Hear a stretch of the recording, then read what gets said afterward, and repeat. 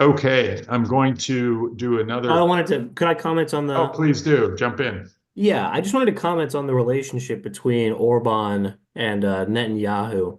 Um, yeah, so if anyone's not familiar with Viktor Orban in Hungary, yeah, he's also accused of a lot of like human rights violations, a lot of erosions of like democratic procedures within his country.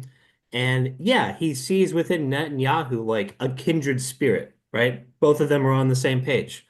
And Well, it's a pretty Dan, also that the fact, and that's why I alluded to it without delving into the background, which you're now, fleshing out, for President Trump to cite to Viktor Orban during one of his debates as someone that he emulates yeah.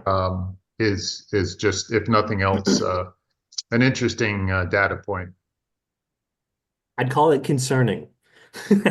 Yeah, and that's another, commonality. Like these men are Netanyahu, Orban, Trump. They posture as like a strongman, like sovereigntist, right, of their country, and they want to have total domain over their country. And this idea of the international community coming in to tell them how they're going to act or put restrictions on them. They really resent it. I know that Orban in particular is accused of like misusing European, funds for various causes, right? And he's like, you can't tell me how to spend my money in my own country. It's a pretty common phenomenon that as people, as countries become more isolated or attacked by the international community, that they will find commonality together, not to divert the conversation, but like in Ukraine right now, in the Russia-Ukraine war, there's a reason why North Korea is sending soldiers to help in the Ukraine war with Russia.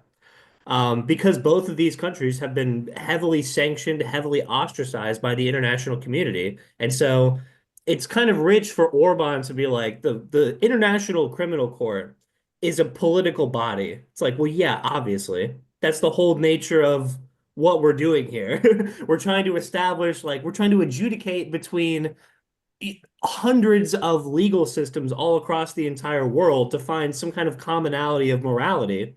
And of course, it's going to be political, but it's interesting that often in these, attacks on the ICC, they attack them for being political, but not actually disputing the charges or arguing why they're being attacked, right? They're just saying, oh, I'm being attacked for political reasons, not like, what are the charges in the arrest warrants for Netanyahu? It's, using starvation as an act of war. And, I have issues with the South Africa case that's being, brought up.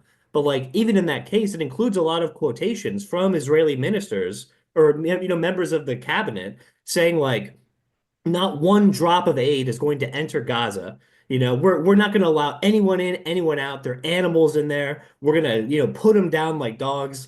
And then I've mentioned the Kogat system a couple of times, but like by Israel's own, tracking system for aid, they did that. They said they were not going to allow aid in, and then they didn't.